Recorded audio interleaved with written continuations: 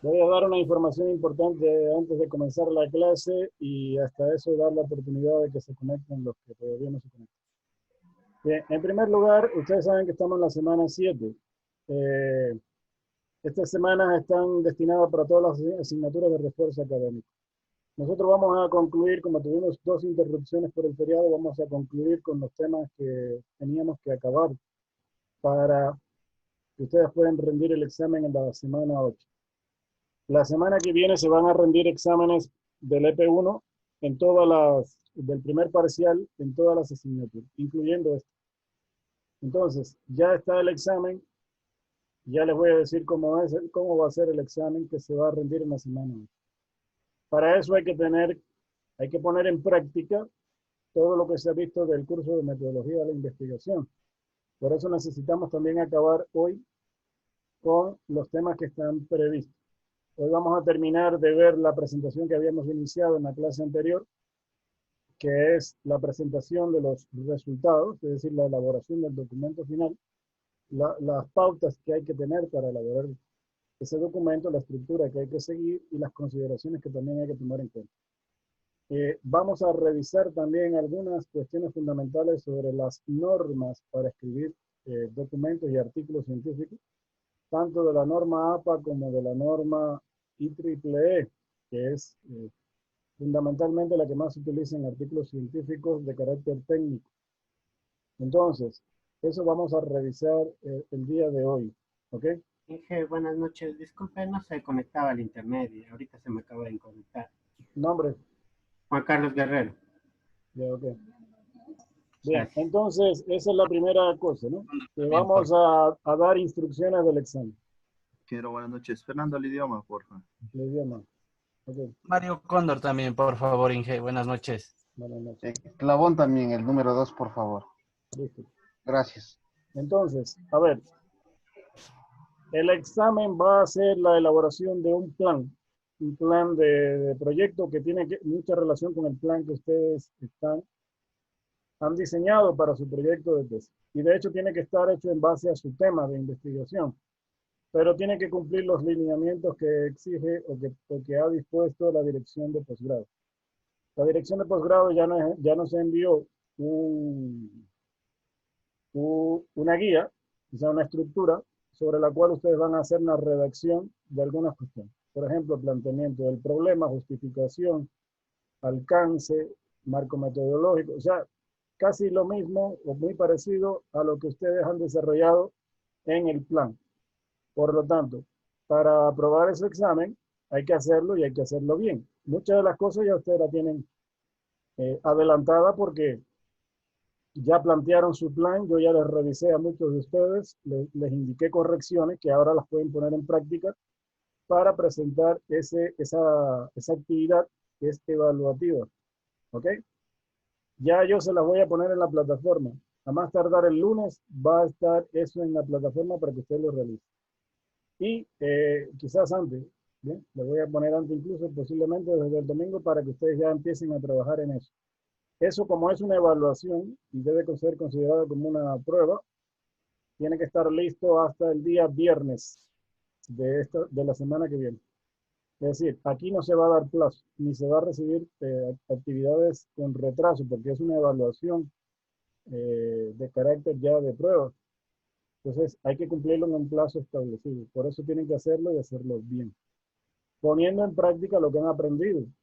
Bien, los métodos cuantitativos, los métodos de aprendizaje, cómo plantear correctamente un problema de investigación, la hipótesis, y cumplir incluso con la estructura a la hora de redactar, tanto con la parte de formato, de letra, de espacio, todas esas cosas que están en la guía de titulación las van a poner en práctica. Todos esos aspectos se evalúan, ¿ok?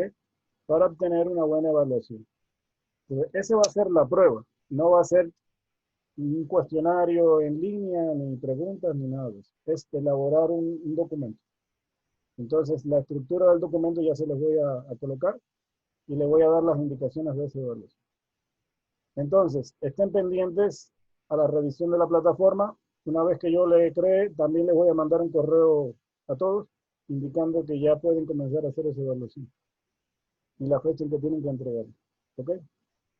¿Alguna pregunta respecto a eso? Ingeniero, una pregunta. Eso vamos a subirlo. Usted ya nos ha de poner las indicaciones y se lo sube en PDF o en Word, me imagino, ¿verdad? Sí. Sí, yo ya les indico cómo tienen que subir. Incluso Ingeniero, ya la estructura y el formato está creado. Usted lo que tiene que ir llenando, pero poniendo en práctica lo que ha aprendido en el curso de metodología. Ya ya, ustedes ya han aprendido muchas cosas, plantear el problema, la justificación, el alcance, ya, ya conocen de metodología de la investigación. ahí le pregunto, el día lunes usted nos dice que ya nos van a enviar el documento ese. A más tardar el lunes ya eso debe estar en la Ya, me plataforma. imagino ahí está todas las indicaciones, ¿no es cierto? Claro. De hecho, en el documento le dice lo que tiene que poner en cada punto. Ya, ya. Eso va a ser el examen en realidad Ese va a entonces. ser el examen, pero tiene que ser bien hecho. Sí, sí, sí. Y es similar al plan que usted tiene, porque de hecho lo va a hacer en base a su tema de investigación. No es que se va a poner a investigar un tema ahorita, ni nada de eso. Cada cual lo hace en base a su tema. Inge, y si el tema es de dos personas, igual las dos personas tienen que La- presentar. las dos personas, pero en donde pone el nombre hay que especificar que es un trabajo conjunto de dos personas. Tienen que indicar, cada uno tiene que indicar que lo hacen dos personas. No vaya a ser que yo vea dos trabajos iguales y por ahí le quite punto por haber copiado. ¿Sí me explico? Sí, Inge, es que el tema que estoy realizando es de dos personas, por Sí, eso sí, le no pregunto. hay problema, pero usted indica ahí que usted lo hace con fulano de tal. O sea, le pone slash y el otro nombre del otro compañero. Ok, Inge, no hay problema. Ya, ¿alguna pregunta con respecto a ese punto?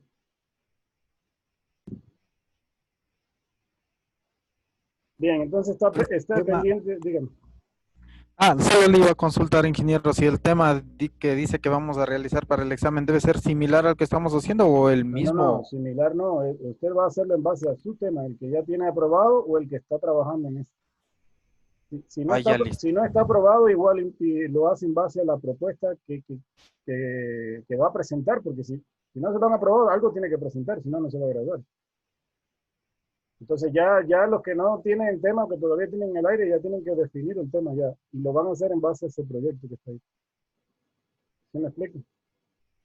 En base a esa estructura que le van a pedir ahí. Lo otro que tenían ya aprobado, eso se queda ahí, eso se mantiene. Esa es la forma en que nosotros trabajamos con titulación.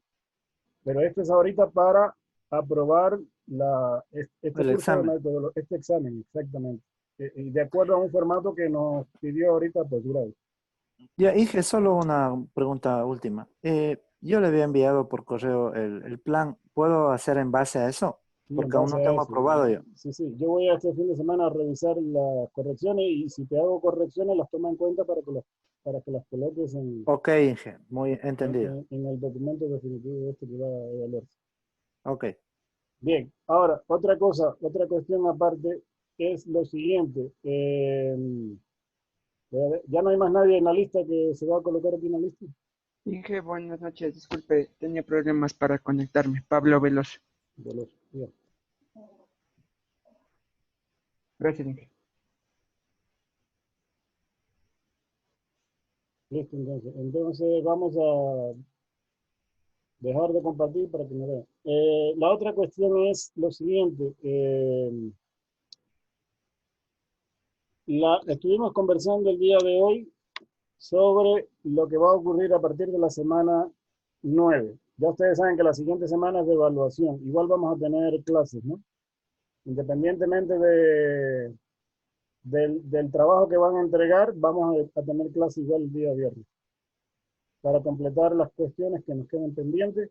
Y además vamos ya a dar las indicaciones, porque va a haber una presentación en PowerPoint, donde se les va a dar las indicaciones del curso de IBEC, que va a comenzar en la semana 9. Cómo trabajar, qué hacer, y darle algunas indicaciones iniciales. A partir de la semana 9 comenzamos con el curso de IBEC, de presentaciones. ¿De acuerdo? Entonces, igual la semana 8 tenemos clase normalmente el viernes. Eso es independientemente de la prueba. La prueba ustedes la van a estar trabajando durante la semana. y la van a entregar el día viernes.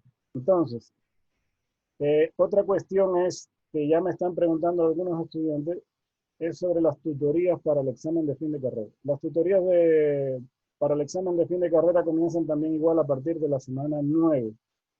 Va a ser un día de la semana que posiblemente sea el sábado. No está definido todavía, pero lo más probable es que sea un sábado de 2 a 6 de la tarde. Para que se vayan planificando sus tiempos, sus horarios y todo eso. Es lo más probable, pero eso ya le van a publicar. ¿Bien? En esta semana el ingeniero Albarracín les va a hacer llegar esta información. Bien, cómo van a estar organizadas las tutorías, en qué días van a ocurrir y en qué horario. Normalmente son 4 horas en un día de la semana específico. Bien, el semestre pasado fue un sábado y lo hacían de 2 a 6 de la tarde. Tal vez se mantenga así. Si es que hay algún cambio ya se les informará. Pero eso para que se vayan preparando ya. A esas tutorías deben asistir, por favor. Deben asistir porque de eso depende de que usted obtenga un buen resultado en el examen de fin de carrera. Cada semana van a tener una tutoría con un profesor diferente de acuerdo a los temas. Los temas son redes, electrónica, comunicaciones, fibra óptica, que son los principales ejes de la carrera. Entonces, por ejemplo, cuando les toque redes, verán redes 1, redes 2, redes 3, todo en la misma tutoría. Cuando les toque comunicaciones con el ingeniero Cando, darán comunicaciones 1 y 2 y verán todos los temas que podrían ir a ese examen y ustedes podrán hacer todas las preguntas que necesiten y con él coordinarán cuáles son los puntos importantes a estudiar y por dónde lo van a estudiar. Y así con electrónica, y así con comunicaciones, y así con las inalámbricas, las digitales. Hay otro que es para la parte de satelital, telefonía, etc. ¿Alguna pregunta con eso?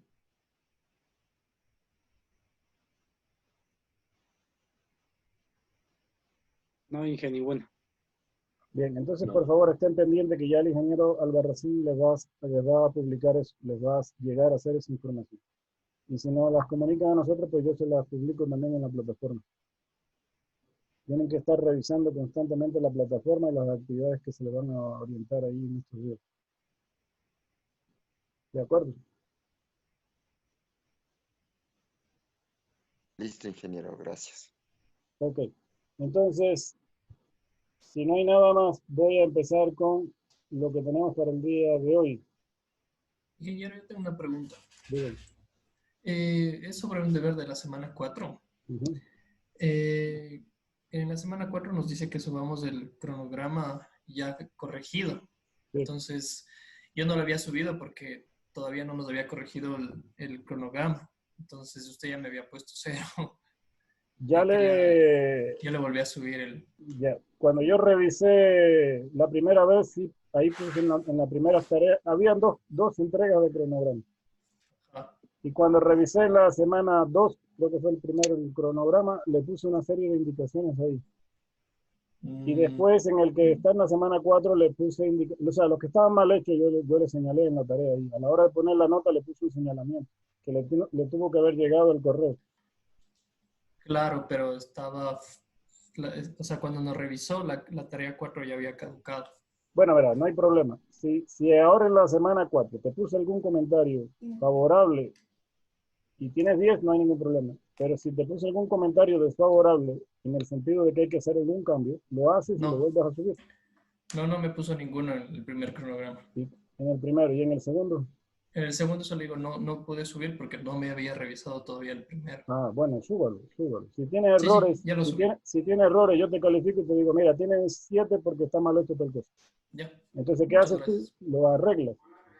Y lo vuelves a subir, no hay ningún problema. Si a mí lo que me interesa es que esté para que saque un 10 de ahí. A mí no me interesa un cronograma de 4, de 6 ni de 7 puntos. Me interesa un cronograma de 10. Ya, o sea, si tiene errores, yo te los reviso y te digo, mira, hay que arreglar esto y esto. Tú lo arreglas, me lo vuelves a subir, me escribes un correíto y te vuelvo a calificar. No hay ningún problema. Listo, ingeniero. Muchas Y eso gracias. es igual para todos, porque por ahí habían unos cronogramas que no estaban bien hechos. Unos sí estaban bien hechos y otros no. Les puse un comentario.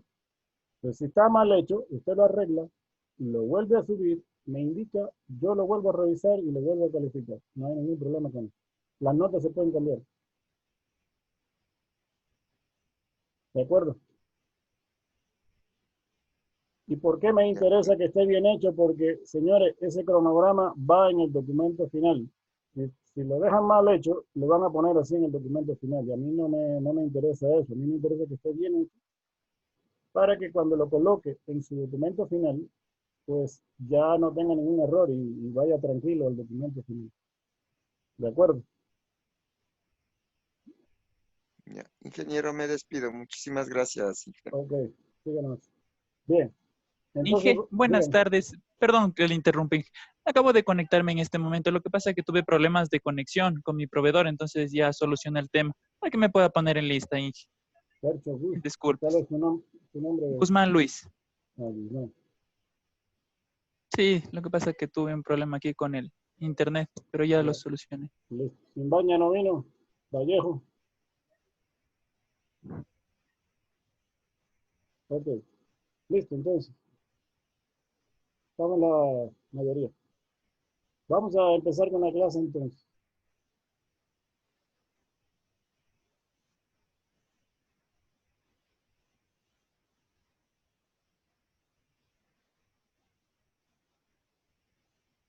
Bien, bueno, nosotros habíamos comenzado a ver esta presentación en la clase anterior, pero no la acabamos, solo vimos unas poquitas diapositivas.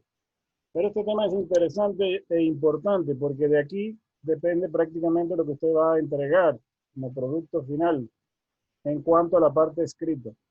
Entonces hay unos temas interesantes aquí que los vamos a tomar en cuenta, los vamos a revisar. Después que terminemos con esto, vamos a revisar unos archivos que están ahí en la plataforma que yo ya les coloqué y que son también sumamente interesantes, aspectos que hay que tomar en cuenta de acuerdo a la normativa que se exige en artículos científicos a la hora de redactar, ¿bien? Sobre todo cómo hacer citas, van a ver que es interesante, sumamente interesante. Y los documentos están ahí en la plataforma. Entonces, vamos a comenzar con esta parte de aquí. El reporte de los resultados dentro del proceso cuantitativo. ¿Cuáles son los objetivos? Entender el papel tan importante que cumple el usuario de la investigación en la elaboración del reporte o el informe de los resultados. Recuerden que ya habíamos conversado en la clase anterior que el usuario de la investigación juega un papel sumamente importante.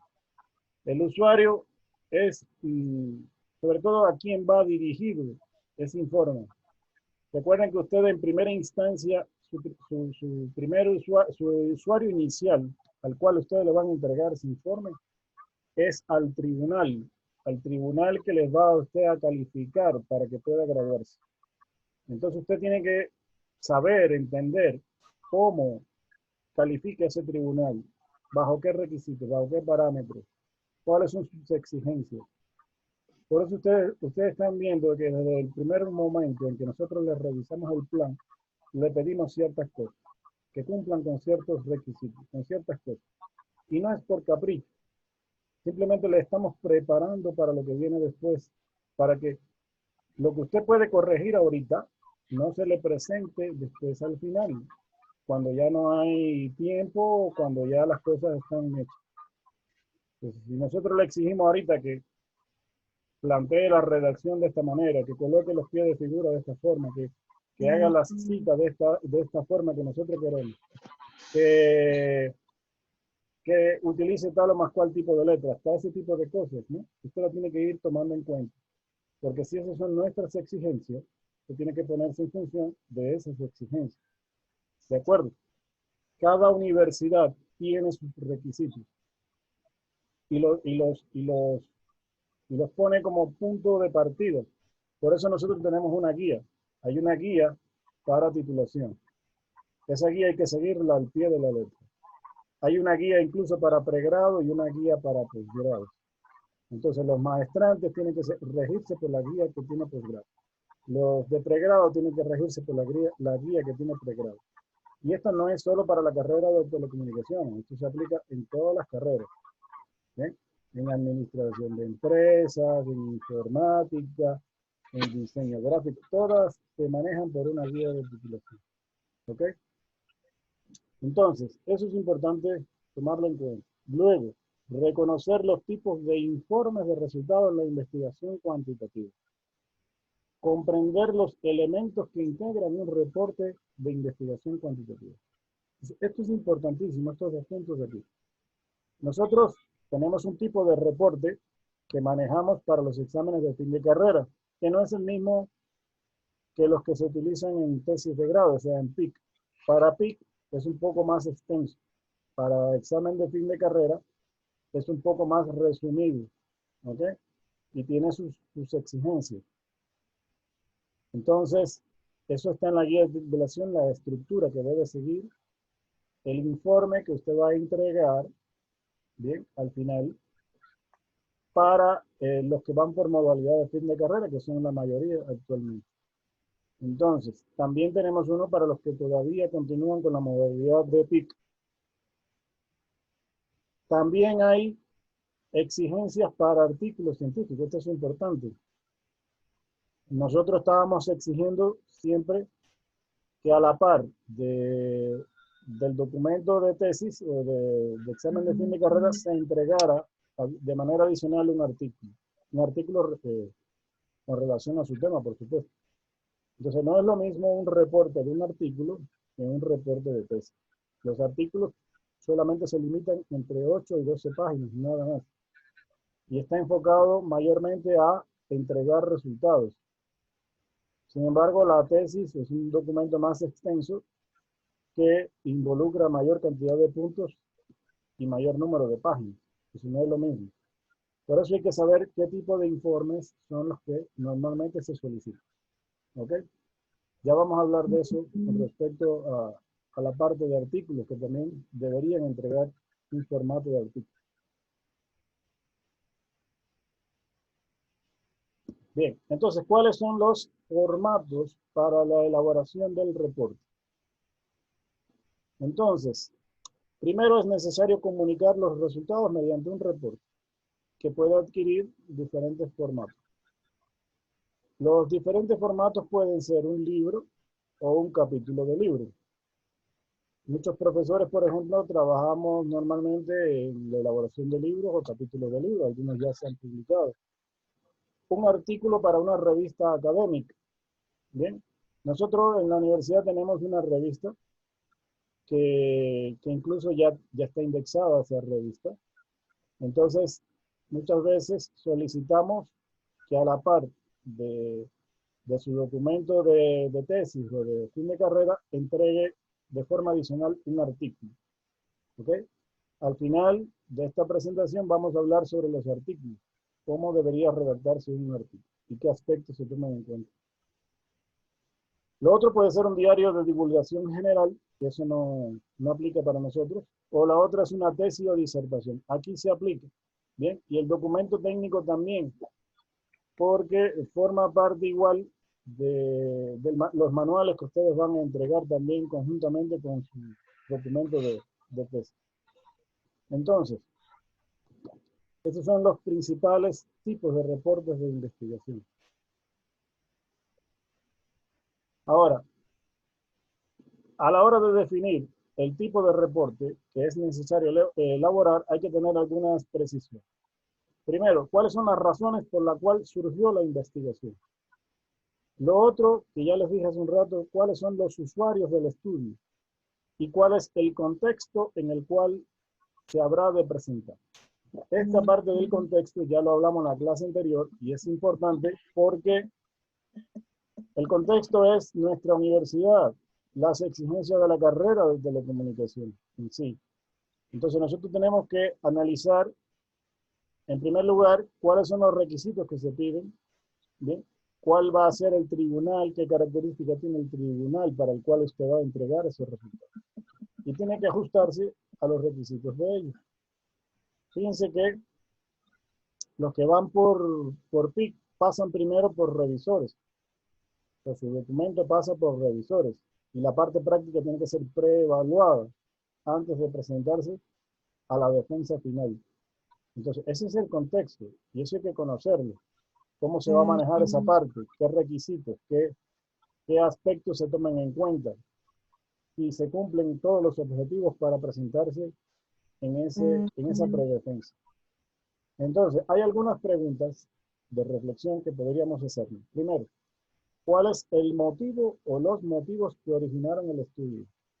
¿Cuál es el contexto en el que habrá de presentarse los resultados? ¿Quiénes son los usuarios de los resultados? ¿Y cuáles son las características de tales usuarios? Ahí viene la parte que le estoy diciendo. ¿Qué características tienen esos usuarios? ¿Qué características tiene ese tribunal? ¿Cómo califican? ¿Cómo exigen? ¿Cómo le gusta que le presenten los resultados? Entonces, eso hay que saberlo. Eso es bueno que el estudiante también lo sepa. ¿Okay? ¿Cómo lo puede saber? A través de la consulta con sus tutores, con los profesores, revisando los materiales, las guías de orientación que se dan en las plataformas, en los documentos que se les entrega, incluso en las tutorías que van a tener posteriormente. Entonces, uno de los documentos que ya lo hemos revisado anteriormente, que se manejan son las tesis para obtener un grado académico. El formato del reporte debe ser una tesis de acuerdo con el grado que se cursó. Puede ser licenciatura o pregrado, maestría o doctorado. Cada nivel de este tipo tiene una exigencia diferente. Los lineamientos los son establecidos por la institución educativa, donde debe presentar. Por eso nosotros, en nuestra universidad, tenemos nuestros lineamientos. A lo mejor otras universidades tienen otros lineamientos y otras exigencias. Entonces hay que tener muy claro cuáles son los reglamentos, los protocolos, los requisitos. ¿Sí? Eso hay que tenerlo muy claro. Incluso hasta los aspectos legales que deben cumplir para presentarse a esa defensa. El contexto será académico y los usuarios serán miembros de un jurado. Por eso les decía que su trabajo, quienes van a tener como usuarios iniciales son los miembros del jurado. Pero, una vez, y esto también hay que tomarlo en cuenta, una vez que usted se graduó y ya pasó por su tribunal, por su jurado, usted va a tener otros usuarios después, secundarios, y eso hay que saberlo. La mayor parte de los trabajos de titulación se publican. No solamente porque alguien haya hecho un artículo y lo publicó en una revista, o se publicó, se seleccionó para que se publique en una revista, sino que estas tesis quedan en formato digital en plataformas de la universidad. Por ejemplo, en la propia biblioteca de la universidad, de forma digital, quedan sus trabajos. Y también muchos de ellos se publican porque hay un convenio y se quedan publicados en Google Scholar. Eso significa, que cualquiera puede ver ese trabajo después. Si usted se mete en Google Scholar o se mete entra en la biblioteca digital de la universidad, van a ver todos los trabajos de tesis que se han publicado ahí. Es decir, que eso lo puede ver cualquiera después. Entonces usted tiene que escribir bien, usted tiene que proyectarse de forma correcta porque es su imagen. Otras personas van a ver su trabajo. Entonces, eso es importante que usted lo sepa. Nadie, o sea, y otra cosa que hay que tener en cuenta aquí, y eso te dicen los revisores de revistas indexadas de alto impacto. Usted no publica para su país, usted publica para el mundo entero. Eso también hay que tomarlo en cuenta porque muchos estudiantes se enmarcan exclusivamente a su ámbito aquí en el Ecuador o en el lugar donde hizo la instalación o su implementación. Y habla en la tesis como si fuera exclusivamente para ellos. Y eso no es así. Como esto es un artículo que va a quedar publicado, lo puede revisar cualquier persona en el mundo entero. Así como ustedes se entran a las bibliotecas de las universidades y a lo que se publica en Internet, y revisan trabajos de otros estudiantes que ya han hecho tesis anteriormente, otros también lo van a hacer posteriormente con la suya. Entonces eso significa que usted tiene que escribir bien, proyectarse correctamente, dar una buena imagen de su trabajo. Entonces el producto que usted tiene que entregar tiene que ser de calidad, porque es su imagen la que se está proyectando en ese artículo. Por eso no debe cometer faltas de ortografía, no debe cometer faltas de redacción, porque muchas veces por ahí, por muy bueno que sea el trabajo desde el punto de vista técnico, la imagen que se da a través de una persona que escribe mal es fatal. Yo se los digo así con toda sinceridad. Hay trabajos muy buenos desde el punto de vista científico, pero se les quita todo ese brillo cuando empiezan a leerlo. Usted empieza a leer y dice, bueno, pero si esta persona escribe así, ¿qué habrá hecho aquí desde el punto de vista de investigación científica? Y a lo mejor sí hizo un buen trabajo, pero el problema es que no está proyectando de forma correcta su investigación. ¿Bien? Entonces, acuérdense de eso, ¿no? Eso es como cuando usted va a una entrevista de trabajo. Como lo vea el entrevistador o el jefe que le va a contratar, eso va a influenciar en que si lo contrata o no lo contrata. O sea, la imagen que va a dar, la forma en que habla, la forma en que se expresa, la forma en que se viste. ¿Sí me explico? Usted no va a ir a una entrevista de trabajo mal vestido, mal peinado. No puede ir así. Entonces, usted se prepara para esa entrevista y hace un buen papel. Pues aquí también es lo mismo.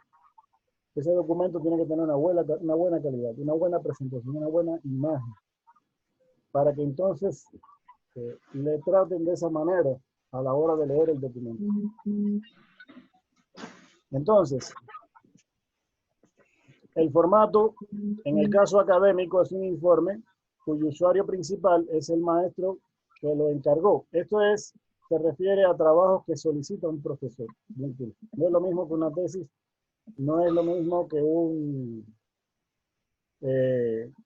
documento técnico, por ejemplo, en el caso de nosotros de examen de fin de carrera, que tienen más requisitos.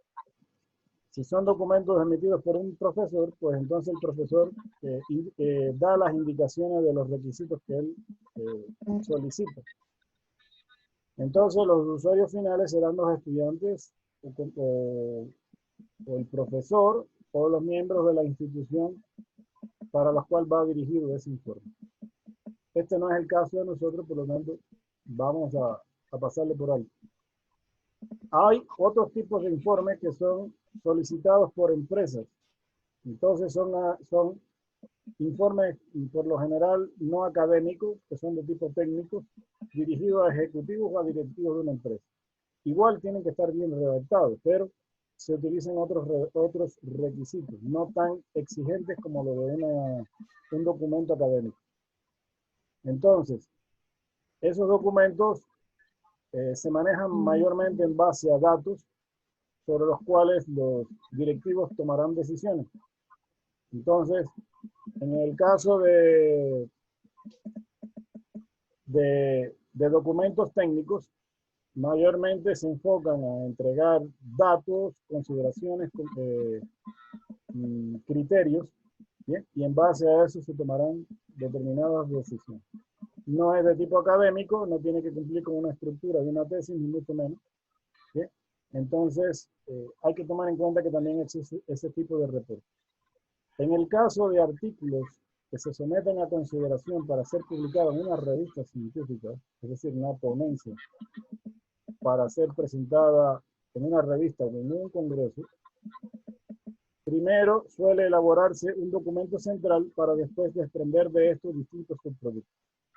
Lo que normalmente ocurre es que muchas veces estos artículos de revistas tienen como punto de partida una tesis o un documento académico mayor, o incluso un sitio web donde determinados profesionales escriben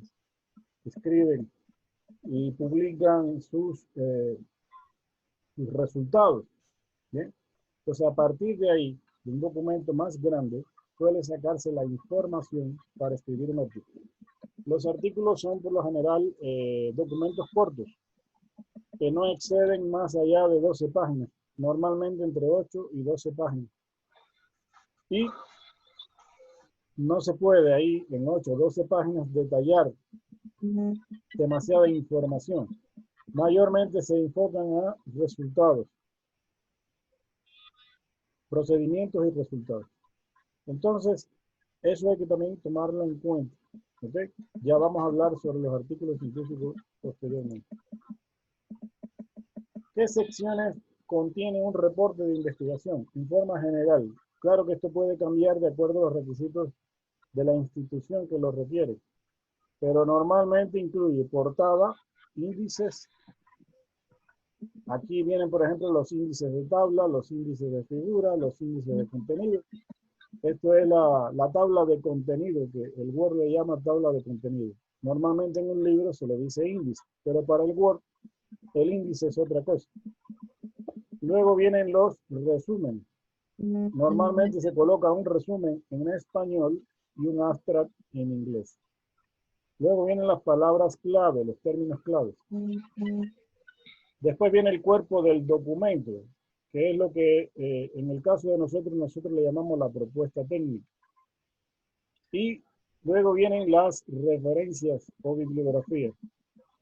Cuando se trabaja con tesis, y aunque nosotros no es propiamente una tesis, pero nos regimos mayormente por la escritura de una tesis, se coloca, en vez de referencias, se coloca bibliografía.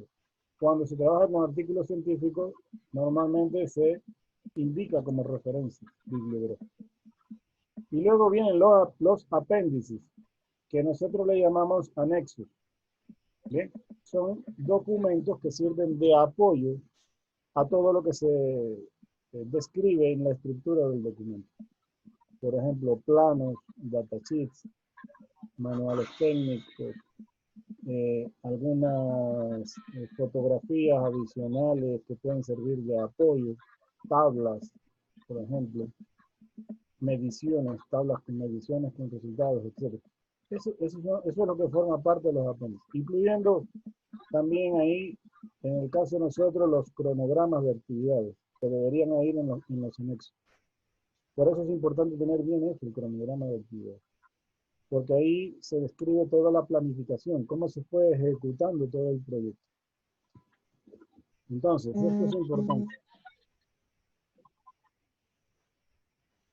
Secciones que contienen un reporte. Ahora vamos a ir detallando cada una de ellas. Primero, la portada. Incluye el título de la investigación, el nombre del autor o los autores y de su institución, o el nombre de la organización que patrocina el estudio, así como la fecha y el lugar donde se presenta el reporte. Observen que todo esto está incluido en nuestra portada. La portada está en la guía de titulación. Ustedes tienen que regirse por la portada que ya está establecida en la guía de titulación. Y todo eso le pide. Mire, una cosa importante aquí. Se aconseja que el título del informe resulte breve pero informativo. Algunos estudiantes ya han visto cómo yo les he hecho indicaciones con respecto a su título, porque ponen demasiada cantidad de palabras, incluso a veces redundan en cosas en el título. El título no puede ser demasiado largo. Debe ser breve, pero informativo con respecto a lo que se va a realizar. Debe ser concreto, conciso, no puede divagar en varias ideas, ¿no? Tiene que ser directo, breve y conciso. Hay que evitar en el título términos sensacionalistas o de carácter comercial. Eso no debe estar en el título. Tampoco se permiten siglas en el título. Por eso yo he tenido que mirar muchos títulos para atrás, o por lo menos indicarle que haga corrección. Porque no es correcto colocar eso ahí en el título. Ese tipo de detalles se dan más abajo en otros puntos del documento. Entonces, ese tipo de cosas hay que tomarlas en cuenta. Los títulos no pueden exceder de más allá de 15 palabras. Nosotros tenemos un límite de que no permitimos títulos de más de 15 palabras, porque se vuelven títulos canciones. A veces presentaban anteriormente, ahora ya no se da mucho, pero antes sí se daba. te daban una cantidad de información en el título que era tremendo. Por ejemplo, decían, voy a hacer el título decía, diseño e implementación de un circuito electrónico de rastreo vehicular para un automóvil de Forza blanco del taller fulano de tal que se encuentra en el sur de Quito. Imagínense toda esa cantidad de información. Y créanme que habían títulos así. Y algunos profesores les pedían que colocara toda esa información en el título. Entonces, fíjese, decía, diseño e implementación de un prototipo de dispositivo electrónico que permita ubicar para un vehículo Mazda, así mismo, para un vehículo Mazda en el taller Juan Montalvo del sur de Quito, no sé qué, no sé qué. Mire, toda la cantidad de detalles. ¿Ya? Fíjate que yo puedo quitar un montón de palabras ahí que no dicen nada.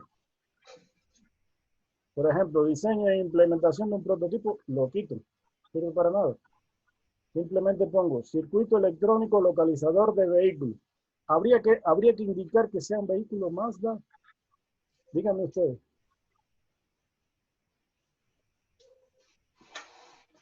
Claro, Inge, si no queda el nivel, el O sea, alcance demasiado largo. O sea, y si no es un Mazda, no sirve para un Nissan, no sirve para un Chevrolet. O sea, no tiene sentido. La palabra... Por eso le estoy diciendo, la marca Mazda ahí está de más. Y créanme que habían... Si se lo estoy mencionando, de más está. Igual que si es para el taller fulano de tal, en tal más cual lado en el sur de Quito. Eso no tiene sentido. Sencillamente, el título ahí, en mi opinión, debería quedar. Dispositivo electrónico de rastreo vehicular para vehículos. Nada más. No hace falta más. Si tú quieres decir en dónde lo vas a aplicar y todo eso, lo puedes indicar en otra parte del documento. Pero así lo ponían. Y daban una cantidad de información redundante ahí que no aportaba. El título se volvía largo, cansón y no era atractivo. El título también tiene que ser atractivo. Entonces, bueno, hay muchos ejemplos que se pueden dar, ¿no? Yo he visto y por eso le señalo muchas cosas a la hora de arreglar los títulos. Por lo regular, en el título no se incluyen nombres de instituciones ni el número de casos de estudio. Ojo con esto. Pero en la hipótesis central sí puede ser parte. ¿Okay? Mira, por ejemplo, en la hipótesis sí podría incluir estos detalles. No se aceptan abreviaturas. Y el tamaño del título valía entre 12 y 20 términos. Nosotros máximo exigimos hasta 15 palabras, no más. Máximo. Como máximo 15 palabras. Y entre 60 y 80 caracteres. Fíjense que hay condiciones para escribir un título de forma correcta. Ahora, los índices. Los índices son varios. Primero, el de contenido, que el Word le llama así índice de contenido, donde se indica cada una de las páginas donde usted va a encontrar los diferentes contenidos dentro del documento. Por ejemplo, la introducción, capítulo 1, capítulo 2, la propuesta técnica. Entonces, ese se llama índice de contenido. Ya le indiqué en una de las clases anteriores cómo ir creando esto. El Word tiene esta facilidad aplicando los títulos, el título 1, título 2, título 3, y así va aumentando cada uno de los niveles. Entonces, el índice de contenido, ¿qué es lo que incluye? Los capítulos, los apartados, subapartados, y están diferenciados por numeración progresiva. Eso ya lo vimos. Eso lo hace el Word de forma automática. Posteriormente, el índice de tablas y el índice de figuras. Entonces, si hay tablas, se puede colocar un índice de tabla y también un índice de figuras. Entonces, los índices solamente se incluyen en reportes largos, como las tesis e informes. ¿Bien? También se incluyen, muchos manuales técnicos incluyen un índice, por lo menos de contenido. Algunos, porque ya son prácticamente como un librito aparte, un manualito, que puede contemplarse como un folleto. ¿Ok? Los resúmenes o sumarios. Nuestros artículos normalmente llevan inicialmente, antes de la introducción, un resumen. En el resumen se coloca el contenido esencial del reporte de la investigación. Es el contenido, o sea, ¿qué contiene? Es como cuando usted va a comprar un libro en una librería, usted no se lee el libro ese rato ahí. Si usted se interesa por un libro, no se puede leer el libro ese rato. ¿A dónde va? Al resumen que colocan normalmente en la carátula de atrás. Y de acuerdo al resumen de lo que trata el libro, usted decide si compra el libro o no, si le interesa o no, si de lo que trata el libro les resulta interesante. Por eso es tan importante el resumen. Hay muchas personas, escúchenme bien, hay muchas personas que no se leen todo un artículo. Cuando están buscando, haciendo búsqueda en internet, no se leen todo el artículo porque no tienen tiempo. Lo que se leen es el resumen. Y de acuerdo a lo que se trata en el resumen, deciden leer completamente el artículo o no. Es lo mismo cuando usted va a una librería. Si me interesa el resumen, compro el libro. Y si no me interesa de lo que están hablando ahí, pues no compro el libro. Así que es tan importante el resumen para usted vender su producto. Si usted quiere vender su información, su producto, su artículo, que la gente lo lea y que eso llegue a una mayor cantidad de gente, es importante hacer correctamente ese resumen. Porque de ahí depende que vayan a continuar leyendo todo el artículo o no. O de plano dicen, no, esto no me interesa. Entonces, es importante atraer al lector desde el resumen. Entonces, ¿qué se incluye normalmente en un resumen? El planteamiento del problema. ¿Bien? Expresado en una o dos oraciones. Esto no puede ser muy largo tampoco. Por eso tiene que haber un alto poder de síntesis. Luego, el método. Por ejemplo, ¿qué método utilizó para desarrollar su propuesta?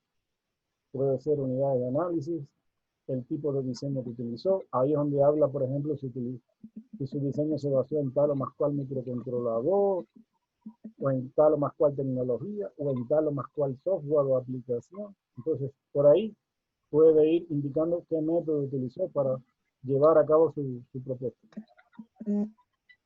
Incluye los resultados o descubrimientos más importantes a los cuales llegó. Por eso los resúmenes, y es lo que les decía en la clase anterior, los resúmenes no deben colocarse desde un inicio.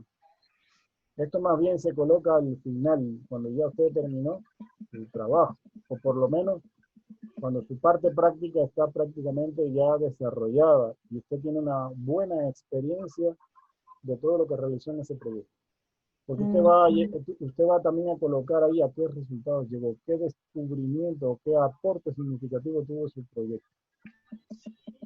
Y por eso le dice las principales conclusiones e implicaciones de haber realizado ese proyecto.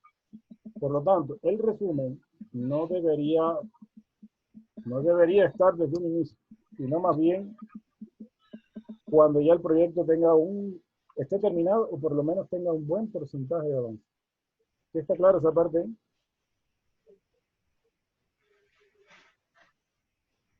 ¿Sí está claro o no?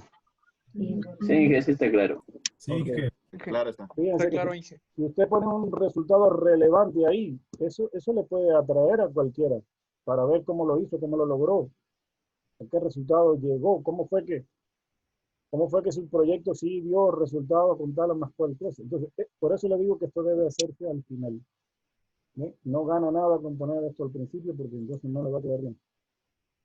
Luego, los términos claves, que son los keywords o las palabras claves. ¿Bien?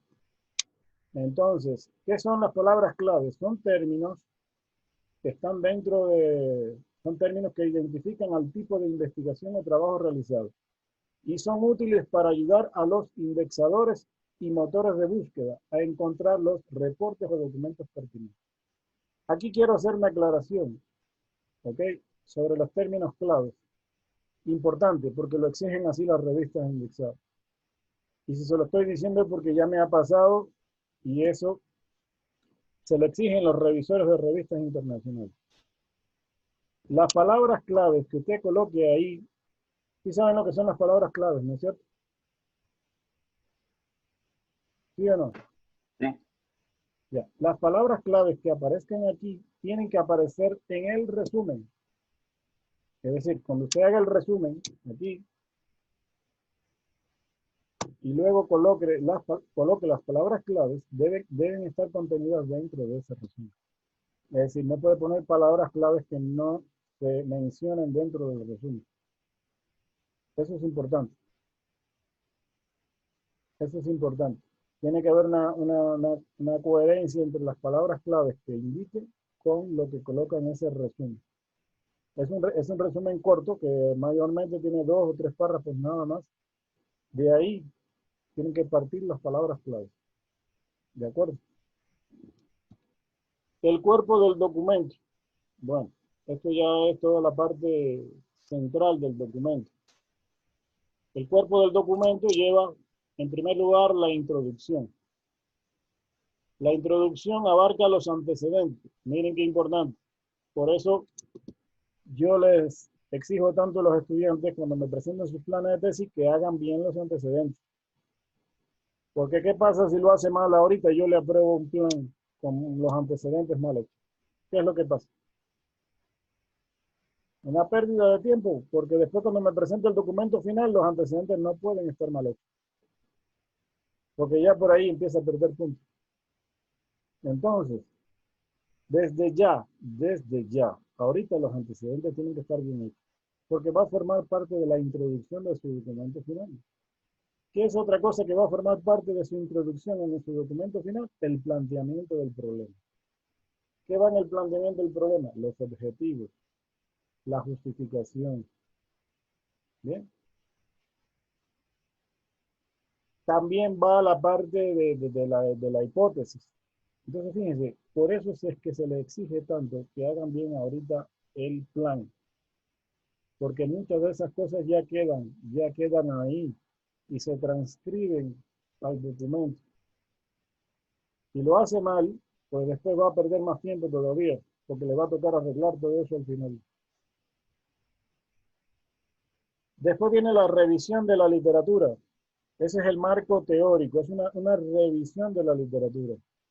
¿Okay? Aquí se incluyen y comentan las teorías que se manejaron y los estudios previos que fueron relacionados con el planteamiento. El método, ¿bien? Describe cómo fue llevado a cabo la investigación. Aquí se incluye, por ejemplo, el enfoque, contexto de la investigación, caso. En el caso de nosotros mayormente, para los tipos de documentos de tipo técnico, lo que se incluye aquí es la parte del diseño, los cálculos, nuestro diseño, nuestros cálculos, nuestras mediciones, nuestras simulaciones. Eso sería la parte de lo que va en el método. Nosotros le llamamos a esto la propuesta técnica. En el caso del documento de fin de carrera sería la propuesta técnica. Entonces ahí se incluye la parte de diseño, debe haber un apartado para el diseño, otro para los cálculos matemáticos, otro para las simulaciones, en el caso de los que realicen programas, para explicar cómo desarrolló la programación, sus diagramas de flujo, etcétera, etcétera. ¿De acuerdo? Y luego vienen los resultados. ¿Bien? Ahí en los resultados se coloca, por ejemplo, la parte ya de implementación, cómo fue llevado a cabo las pruebas, las mediciones, las simulaciones. Ustedes pueden apoyarse en esta parte de tablas, de cuadros, de gráficos, de dibujos, de diagramas, de mapas, ¿bien? Para indicar cómo se fueron obteniendo cada uno de los resultados. Muchas veces en esta parte se colocan las mediciones, los resultados de simulaciones, de pruebas. Y una cosa que es importante aquí, que los estudiantes normalmente no hacen, hay que hacer una discusión de esos resultados. No basta con colocar todos los resultados obtenidos, sino hay que discutirlos. ¿Qué significa eso? Usted tiene que entrar en un proceso de discusión. Yo, por ejemplo, cuando empiezo a revisar artículos para buscar información, yo lo primero que hago es ver de qué trata el artículo, cuáles son los objetivos que se propuso y finalmente a qué resultado llegó. Todo investigador o toda persona que escribe finalmente tiene que llegar a una discusión. Es decir, no es cuestión de decir, ah, no, yo hice esta medición y esto fue lo que me dio. Ah, pero yo tengo que llegar a una discusión. ¿Sirvieron, o sea, los resultados fueron válidos o no? ¿Cumplieron con los objetivos propuestos? Sí o no. ¿Logré lo que me propuse? Sí o no. Para saber eso tengo que hacer comparaciones. Por ejemplo, puedo comparar con trabajos anteriores. Puedo comparar con mediciones establecidas por expertos o por instituciones que se dedican normalmente a llevar un control. Por poner un ejemplo, muchos estudiantes hacen proyectos que tienen que ver con mediciones de parámetros ambientales, temperatura, humedad, presión, etc. Ok, ellos hacen su circuito electrónico, lo ponen a prueba, lo ponen a medir durante varios días, toman muestras, resultados, días por día, semana tras semana, y presentan un cuadro de datos. Bueno, ¿y para qué me sirve el cuadro de datos ahí si yo me voy a estar leyendo toda la cantidad de datos que están recopilados en una tabla de Excel, por ejemplo? No, pues usted tiene que presentar los datos y sacar una discusión de esos datos. Primero, describir los datos. Y para eso se puede utilizar, por ejemplo, la estadística descriptiva. A través de la media, el promedio, las desviaciones, los gráficos, muchas cosas que se pueden describir de esos datos, desde el punto de vista estadístico. Y una vez que lo describa, entrar en discusión. Por ejemplo, yo podría entrar a discutir si mis resultados son semejantes o no, iguales o no, o en qué tanto porcentaje con lo que establece el INAMI, por ejemplo. O los institutos de meteorología del aeropuerto de Quito, por poner un ejemplo. Entonces, fíjense, yo ahí empiezo a entrar en discusión. Si mis datos recopilados cumplen o no, o en qué tanto por ciento o no se ajustan a lo que otras instituciones ya hacen. O lo puedo comparar con trabajos anteriores que se han realizado con otros tipos de equipos, mediciones tomadas con otros tipos de aparatos. También puedo hacer una comparación con tablas a través de mediciones realizadas por aparatos profesionales, de calidad profesional. Por ejemplo, hace un tiempo atrás se diseñó un proyecto que incluso ya está publicado en una revista de impacto internacional, que es el desarrollo de un electrocardiógrafo de 3 derivaciones que se hizo en la universidad. Ese equipo quedó muy bien, muy excelente. Ahora, para ponerlo a prueba y establecer una discusión de los resultados obtenidos, imagínense que hay que tomar señales electrocardiográficas de personas para decir si eso funciona o no, si sirve o no sirvió, y en qué porcentaje funciona, o qué porcentaje de error produce. Había que establecer una comparación, un análisis de esos resultados o esas mediciones obtenidas. Entonces se comparó con equipos profesionales, ¿bien?, con electrocardiógrafos profesionales y con desfibriladores que también tienen proceso de electrocardiografía. También se tomaron opiniones de expertos que normalmente manejan estos aparatos en hospitales. Entonces, eso es entrar en discusión para decir si el aparato sirve o no sirve, y todavía quedaron problemas no resueltos que hay que resolver a futuro. Eso es entrar en una discusión, que no es lo mismo que conclusiones. Ojo con esto. Las conclusiones vienen después. Aquí está la discusión, justo de lo que estoy hablando. Viene la discusión y después, en base a esa discusión, usted establece conclusiones. Las conclusiones, por si acaso, y anótenlo por ahí, si tienen un papelito o algo, anótenlo por ahí. Las conclusiones tienen que ir en función de los objetivos. Si usted se planteó 5 objetivos, usted tiene que concluir de qué manera se fueron cumpliendo esos objetivos. Sin mencionar, el objetivo 1 se cumplió tal cosa. No. ¿De qué trata el objetivo 1? Del diseño de una tarjeta de control mediante un controlador Arduino. Perfecto. Entonces yo voy a poner como primera conclusión. Se diseñó una tarjeta de control Arduino que logró la adquisición y control de cada una de las variables con las cuales se manejó el tal o más cual aparato. Ya estoy concluyendo ahí. Y funcionó de manera adecuada y se lograron controlar cada una de las variables y se tomaron decisiones con respecto a tal cosa. Entonces, ¿qué estoy concluyendo ahí? Que estoy concluyendo que sí, que es verdad que diseñé la tarjeta, que se obtuvo los resultados esperados, que funcionó adecuadamente, y ya estoy concluyendo en base a ese primer objetivo. ¿Sí me explico? Que entre los objetivos estaba por ahí diseñar una página HTML donde se puede observar remotamente todas las mediciones obtenidas. Ok, yo voy a poner como conclusión. Y el diseño de la aplicación HTML se logró de forma exitosa, permitiendo la visualización de forma remota desde cualquier sitio, todos los resultados y mediciones de tal o más cual cosa. Entonces, fíjense, ya estoy concluyendo con respecto a eso. En conclusión, las conclusiones se colocan en función de los objetivos propuestos. Al menos tiene que haber una conclusión por cada objetivo. Puedes poner más conclusiones, no hay problema con eso. Pero al menos debe haber una conclusión por cada objetivo. No sé si tomaron nota de eso. ¿Sí tomaron nota de eso? Sí, Inge, sí se toma nota. Esto es una de las cuestiones más, escúcheme, esto es una de las cuestiones más importantes del documento. Muchos documentos se viran para atrás, los revisores los viran para atrás porque tienen mal las conclusiones. Las conclusiones tienen que ir en función de los objetivos. Bien. Y si hay limitaciones, por eso primero había que ver la discusión para ver si había limitaciones o alguna otra implicación con respecto a, por ejemplo, el aparato diseñado puede tener algunas implicaciones o puede tener algunos problemas no resueltos. Se calienta demasiado, después de un cierto tiempo no funciona bien o resuelve unas ciertas cuestiones pero no lo hace como yo quería. Todo esto hay que plantearlo. Eso no hay por qué ocultarlo. Eso no se debe ocultar.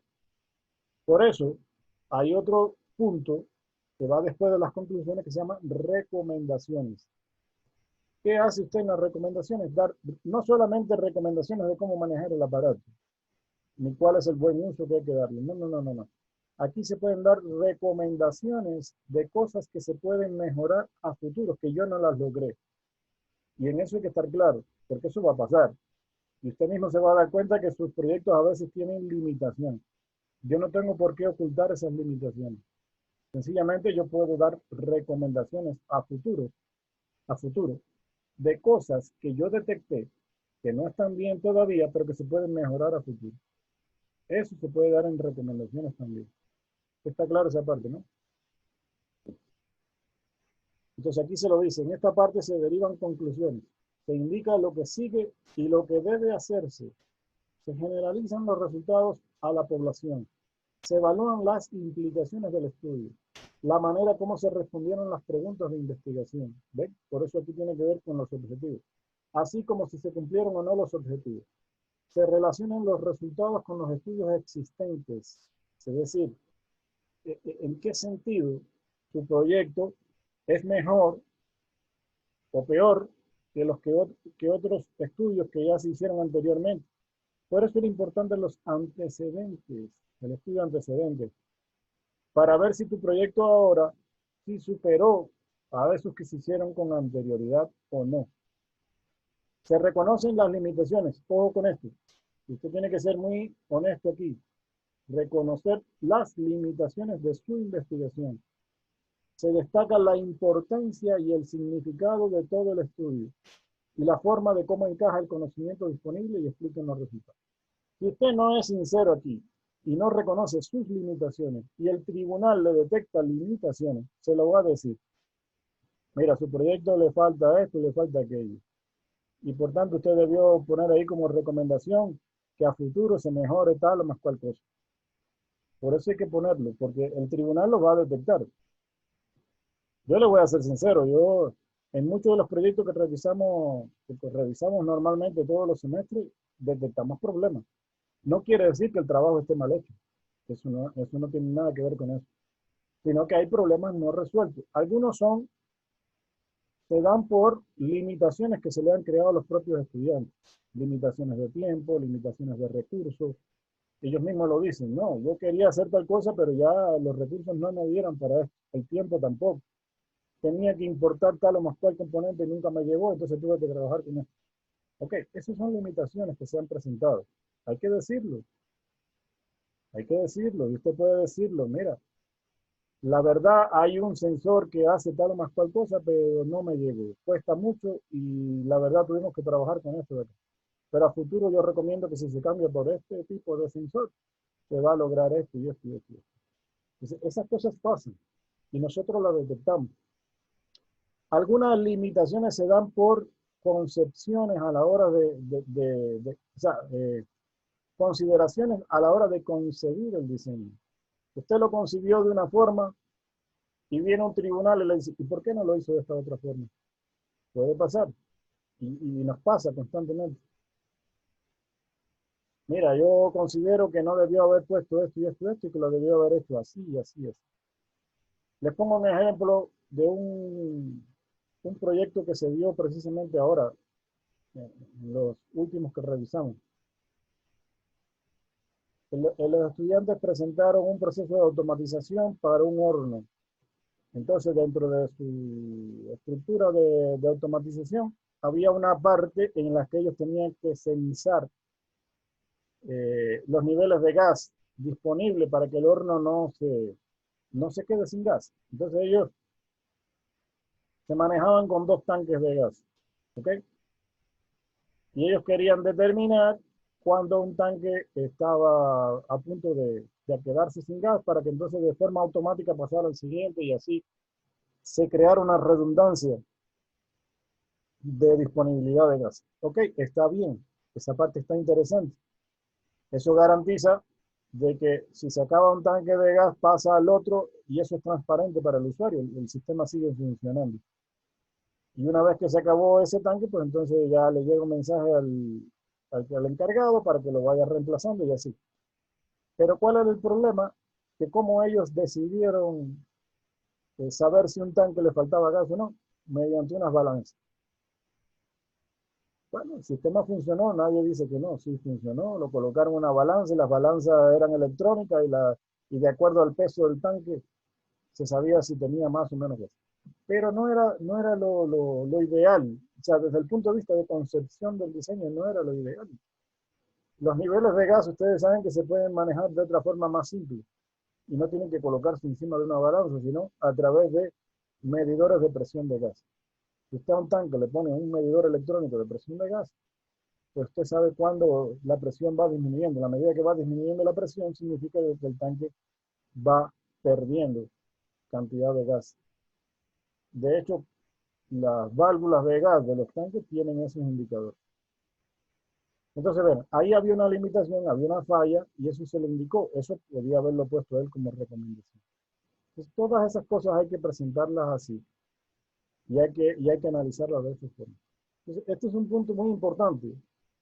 Si usted se pone a investigar ahora un antecedente para que le sirva como punto de partida a su investigación, a donde primero yo voy, primero los objetivos que se planteó. ¿Con qué tecnología hizo su diseño? Y por último termino en esto. Voy a ver a qué conclusiones llegó, a qué resultados llegó, para ver si esa investigación sirvió, no sirvió, le dio problemas, no le dio problemas.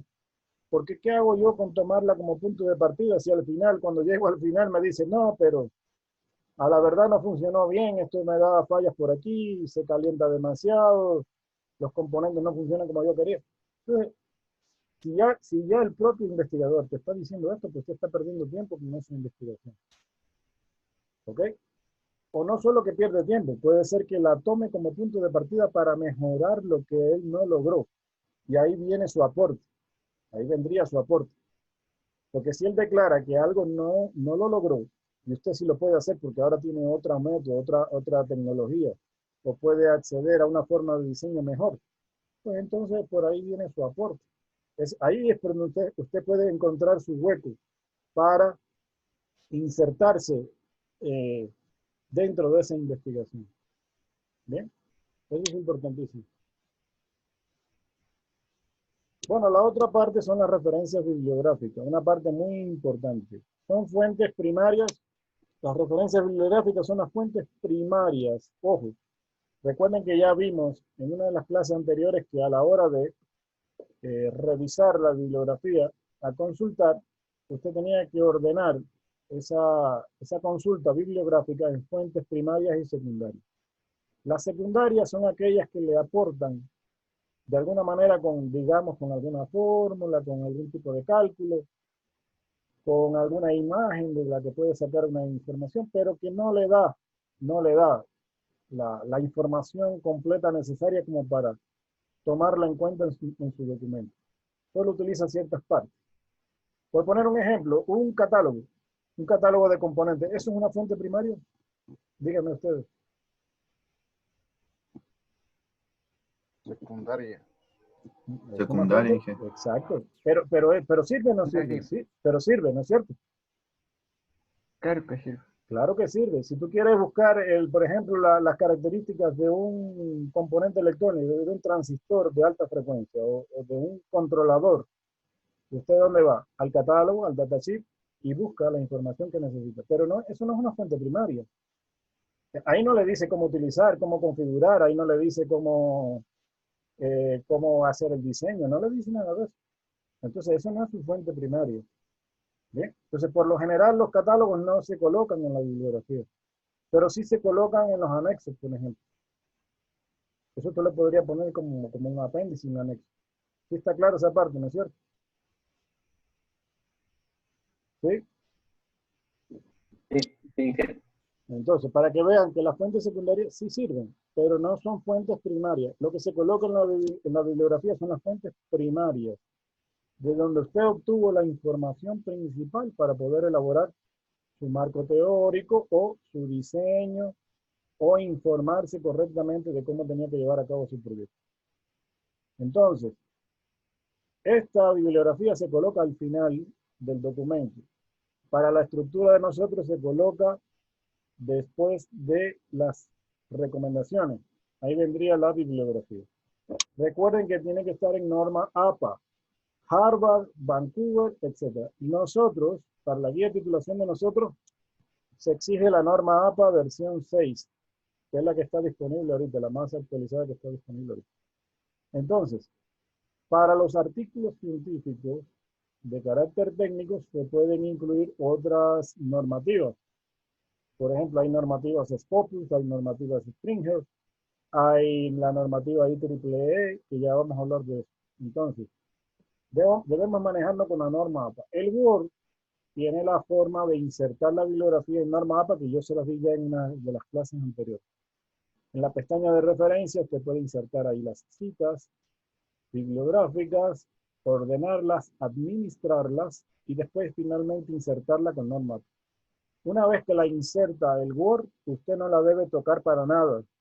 Hay estudiantes que la justifican, le ponen un marco por fuera. No, no debe hacer nada de eso. Déjela como la inserta el Word. Existen también otros programas, otros editores de texto que permiten crear la bibliografía en norma APA. El Word no es el único que lo hace. Hay otros también. ¿Sí? Hay estudiantes incluso que redactan todo su documento en LaTeX. ¿Sí? El LaTeX entrega un documento ya con calidad de imprenta, por ejemplo. Mucha calidad, mucho más que el Word. Claro que hay que saber manejar el LaTeX, hay que hacer un cursito de LaTeX, y eso podría tomar un poquito más de tiempo. Pero hay algunos estudiantes que entregan sus tesis en LaTeX, y la calidad es muy superior a la del Word, muy superior, en todos los sentidos. Entonces, como le digo, no es el Word el único que permite editar estas cosas de la bibliografía, ni siquiera los textos. Hay varios editores de textos y hay varios editores de bibliografías con la norma. Bien, los apéndices, que es lo que nosotros normalmente le llamamos los anexos, resultan útiles para describir con mayor profundidad ciertos materiales, sin distraer la lectura del texto principal del reporte, o evitar que rompan el formato de ejemplo. El cuestionario utilizado. Hay alguna gente que hacen encuestas, estudiantes que hacen encuestas. Lo hacen a través de formularios de Google, por ejemplo. Entonces, esas encuestas se pueden incluir en los apéndices. No tiene ningún sentido incluirla dentro del documento. ¿Bien? De hecho, yo he visto estudiantes que las ponen dentro del documento y lo que hacen es volver aburrido el documento. La verdad, no deberían colocarse en el documento. Más bien, Y de hecho, lo que usted tiene que poner aquí es un ejemplo nada más de la encuesta, no todas las encuestas realizadas, porque si usted hizo la encuesta a 50 personas, no va a poner 50 encuestas ahí. Simplemente una sola, el formato que utilizó para la encuesta. Lo que nos interesa más de las encuestas es la estadística, que incluso el mismo formulario de Google te entrega una estadística final. Bien. Otra cosa que se coloca en los apéndices o en los anexos es el programa. Hay estudiantes que llenan todo el documento con todas las instrucciones del programa. No, pues, ¿quién va a leer eso? Ni los propios informáticos creo que leen todas las instrucciones, instrucción por instrucción. Eso se utiliza cuando ya alguien va a programar y a seguir toda la estructura de programación paso por paso. No, usted lo que explica dentro de su propuesta es cómo hizo cada paso. O sea, qué hizo para programar esto, de pronto qué comando utilizó, cuál es el diagrama que siguió, cuál es la estructura de diagrama de flujo, etcétera, etcétera. Pero el programa completo no se pone dentro del documento, pero sí lo pone después en los apéndices, en los anexos. Ahí sí tiene que estar todo el programa ya compilado. Incluso se incluye después en el CD que va a entregar. Otra cosa que puede ir aquí, los análisis estadísticos, por ejemplo, gráficas, curvas, cosas así que permitan darle un realce, una validez a toda la investigación que usted hizo. La descripción de un equipo utilizado, aquí donde entran, por ejemplo, los datasheets. Usted tiene que describir, por ejemplo, el Arduino o tal controlador que utilizó, o un transistor especial que utilizó, no sé, se me ocurre. O determinado circuito integrado. Ese datasheet puede ir ahí. No todo el datasheet completo, sino la parte donde se indican los principales detalles. Todo datasheet tiene una hoja principal. Esa es la que debe colocar ahí. El desarrollo de una demostración de una fórmula complicada, por ejemplo, utilizada en el producto. Para no perder demasiado tiempo explicando eso en el documento, usted puede decir, remítase al apéndice tal, y ahí va a ver todo el desarrollo de la demostración de esta fórmula que se utilizó para calcular tal o más tal cosa. Entonces usted en su documento pone el cálculo, pero si quiere poner toda la demostración completa, la puede poner en los anexos. Fotografías. Algunas fotografías adicionales que sirven de respaldo para indicar cómo se hizo una instalación, cómo se hizo una implementación, cómo estaba antes y cómo está después. Todo eso podría ir en los anexos. No sé si queda claro esa parte de los anexos, que es importante. Aquí falta algo por incluir en el caso de nosotros, que es el cronograma, por ejemplo.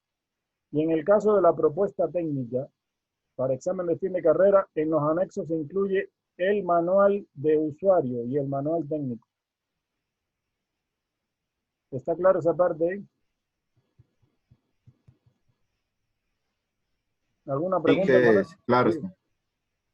Entonces, normalmente nosotros antes pedíamos un manual técnico y un manual de usuario aparte, ¿no? Pues eso lo puede incluir en los anexos, pero como un documento que ya tiene otra, ya no es la misma paginación ni nada de eso, eso es aparte. Se incluye ahí en los anexos, pero es como si fuera un documento aparte. Es como un folleto adicional que usted le está agregando a su documento. Bien. Congruencias entre las partes del cuerpo del documento o apartados. Aquí viene la introducción, en primer lugar, donde viene el planteamiento, los objetivos, la justificación. Luego viene el marco teórico. Fíjense como ya esto lo vimos en una de las clases anteriores, que usted con el Word puede ir creando estos títulos de primer nivel y títulos de segundo nivel. Tema 1, subtema. Tema 2, subtema. Y así sucesivamente. Entonces, esto es el vertebrado, la vértebra, que habíamos hablado hace unas clases atrás de cómo se puede ir creando esto. Luego el método. ¿Sí? En el método es la parte que nosotros le llamamos la propuesta. Usted explica ya todo el diseño, las simulaciones, los cálculos, los procedimientos que siguió, etcétera, etcétera. Y luego finalmente los resultados. En el caso de nosotros, en los resultados le pide ahí que ponga la parte de implementación, la parte de mediciones, de simulaciones, ya en tablas comparativas y todo eso. Y luego viene la discusión. Hay que discutir esos resultados obtenidos. si sirvieron, si no sirvieron, si, en qué porcentaje cumplieron o no, y luego llegar a conclusiones. Recuerden que las conclusiones deben estar en función de los objetivos. Fíjense que en la discusión, miren lo que ponen ustedes aquí. Los descubrimientos fundamentales que lograron, sus limitaciones, sus hallazgos, ¿bien? Cosas no logradas, eso se discute ahí. En las conclusiones ya entonces van en función de los objetivos, cómo se fueron cumpliendo cada uno de los objetivos. Y luego vendrían las recomendaciones, ¿bien? Que son las cosas que se pueden mejorar a futuro. Algunas recomendaciones para redactar un reporte de investigación. Trabaje siguiendo un boceto o bosquejo. Nosotros sí tenemos ese boceto, tenemos estructura. Es la que está en la guía de titulación. Al redactar un apartado o capítulo, tenga en mente los demás. Es decir, no trabaje para un solo capítulo. Siga una coherencia, una hilaridad con los capítulos anteriores. Utilice la voz activa. ¿Bien? Mezcle adecuadamente los tiempos.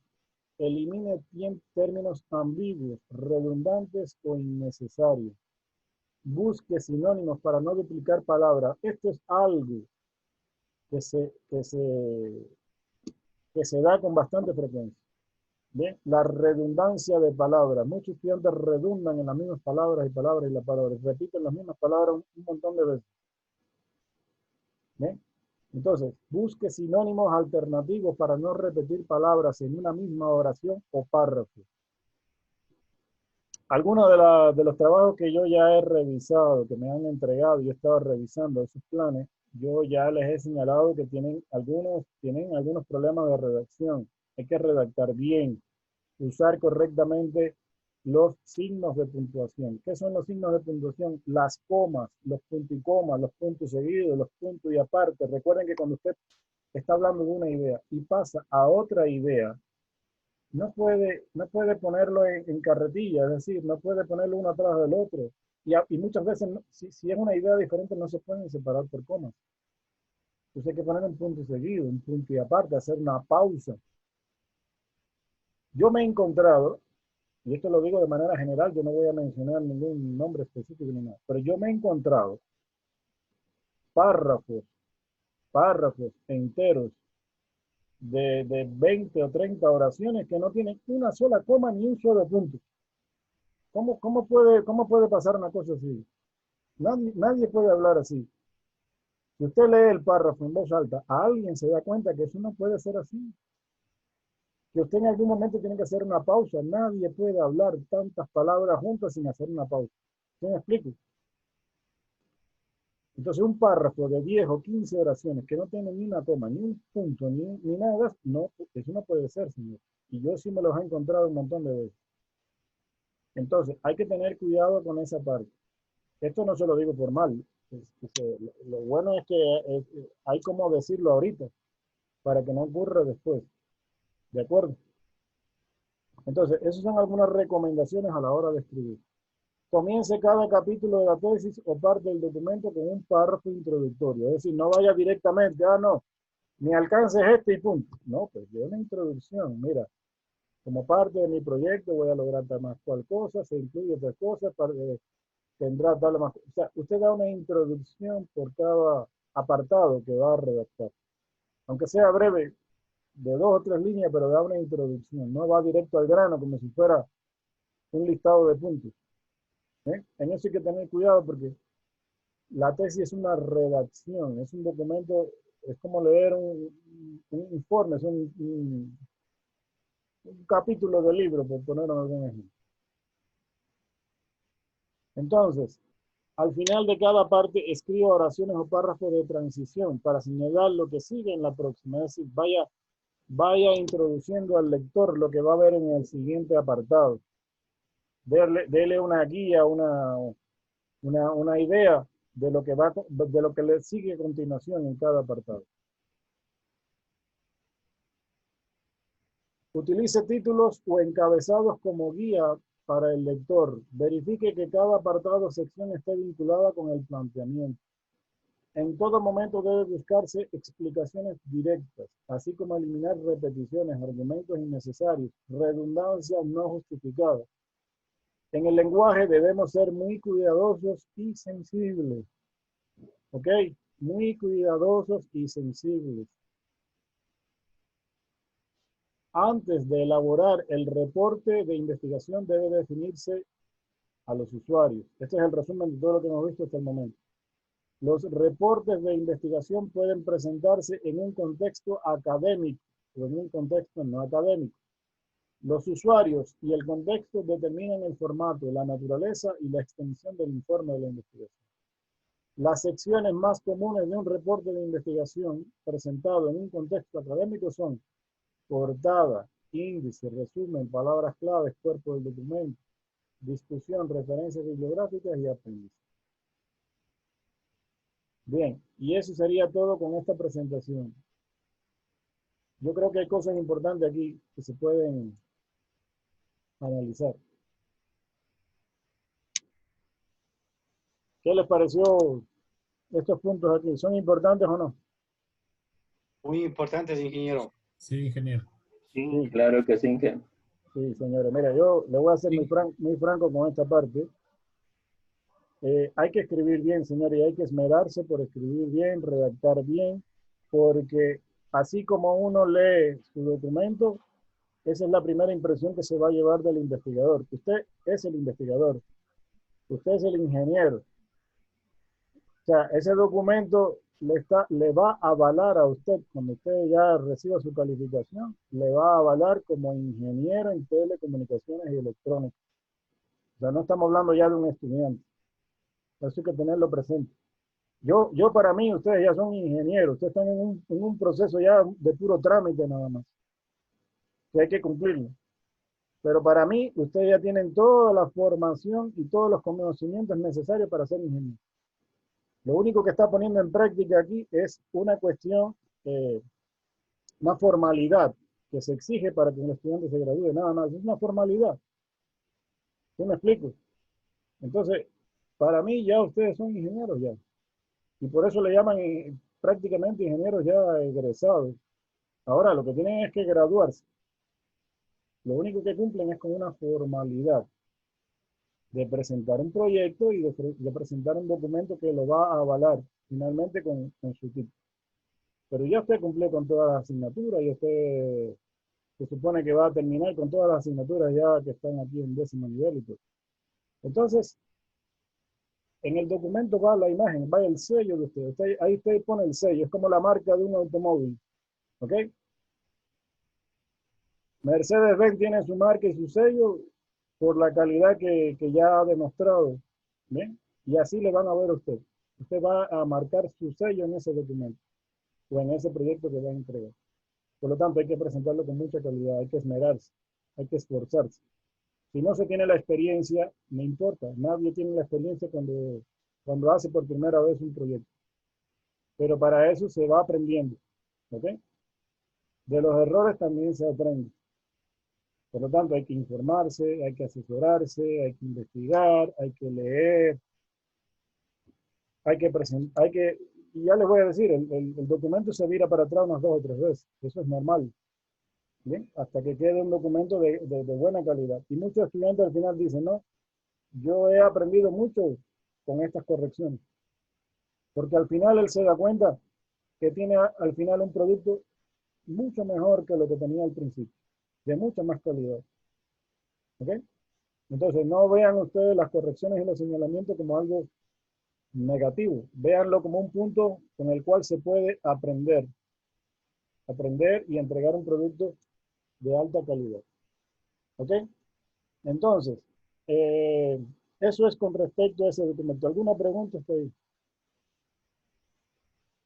¿Alguna cosa que le quedó claro? Sí, todo claro. Bien. Todo claro, Inge. Sí, es buenas las explicaciones que nos está dando y nos ayudan a mejorar y a seguir cambiando nuestros proyectos y nuestro escrito. Muy bien. Bueno, me alegro. Inge, hago una pregunta. Sí. Estas diapositivas van a estar, o sea, todas las diapositivas desde la semana 1 hasta ahorita que es la 7, ¿van a estar subidas en la plataforma o no? No, es que ya están subidas. Sí, estuvieron subidas siempre, desde que empezó el semestre están subidas. Si usted revisa va a ver que todas están ahí, incluso hasta la semana 8 todas las diapositivas están subidas. Ya, Inge, ya reviso. Gracias. Revise, todo está ahí. Todo, ya, yo no he subido nada recientemente, todo estaba ya ahí.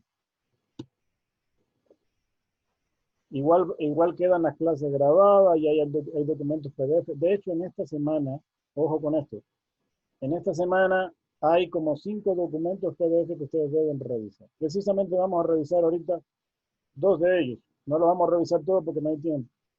Pero sí quiero revisar 2 de ellos que son importantísimos. Este es a ver,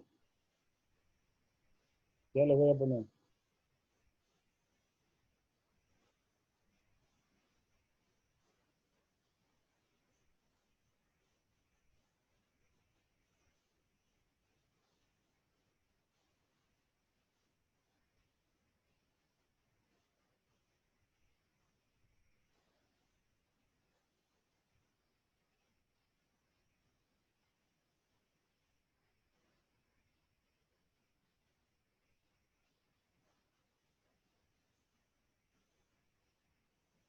No sé si están viendo ya el documento ahí. Sí, que ya se veía. Ok. Mire, este es un documento que está ahí en la plataforma en la semana 7 y sumamente importante. Les va a servir, deben leerlo, porque les va a servir algunas cuestiones importantes aquí para su documento escrito. Dice, las citas de fuentes de información y algunas normas de estilos en las tesis y en los trabajos de investigación. Miren qué importante es. Aquí lo que le explica, le explica sobre algunas normas que hay que tener a la hora de redactar y sobre todo cómo hacer citas. ¿Bien? Este es un aspecto importante, sumamente importante en los trabajos de tesis, porque ustedes van a tener que poner citas. O sea, hay que poner citas, pero no puede llenar todo el documento de citas. Yo me he encontrado documentos repletos de citas, es decir, que el estudiante no escribe nada. Todo es cita, y cita, y cita, y cita, y cita. Eso no puede ocurrir. ¿Bien? Debe citar, eso sí, porque eso significa incluso que ha investigado, que ha consultado a otros investigadores.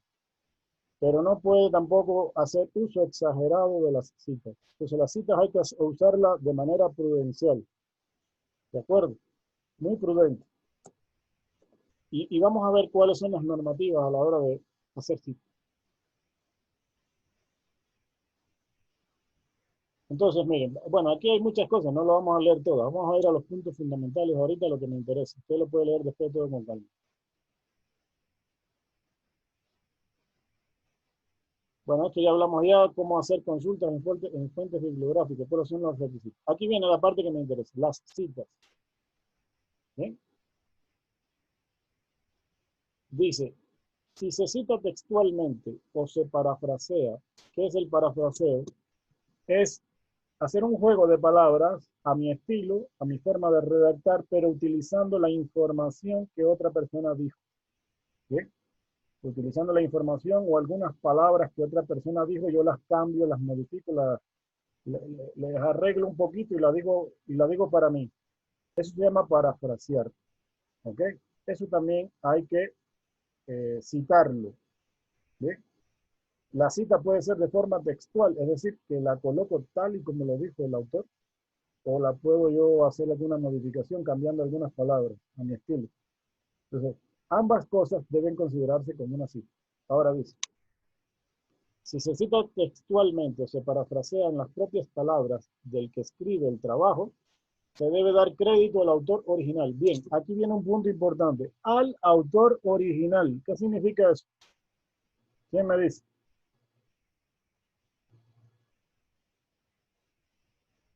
¿Qué debe ser una fuente de consulta primaria?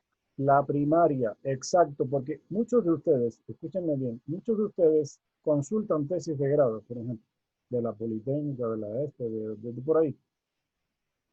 y citan cosas que otra persona ya citaron de otra fuente. Es decir, que eso que están citando no es de esa persona que escribió la tesis.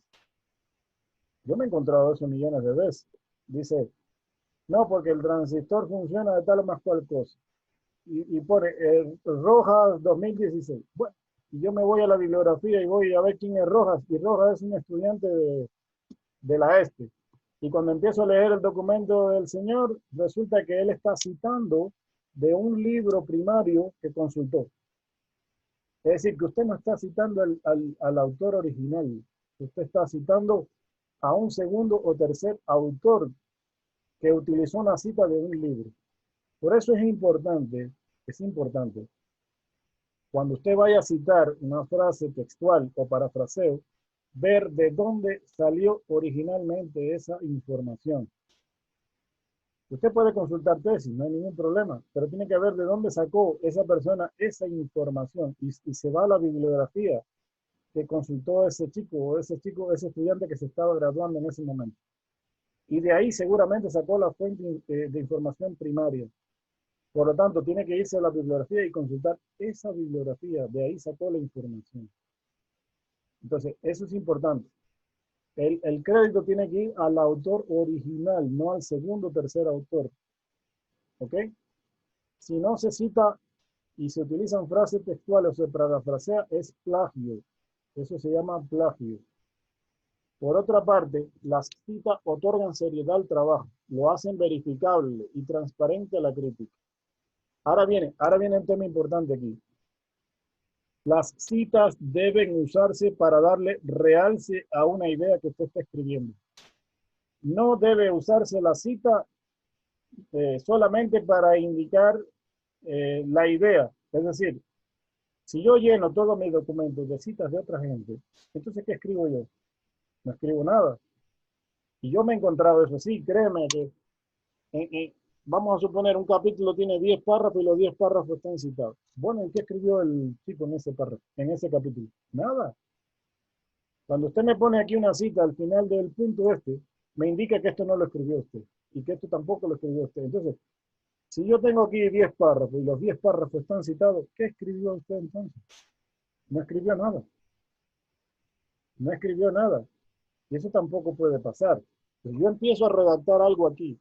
¿Bien? Puedo empezar a redactar algo aquí sobre todas las informaciones que he ido recopilando sobre mis ideas.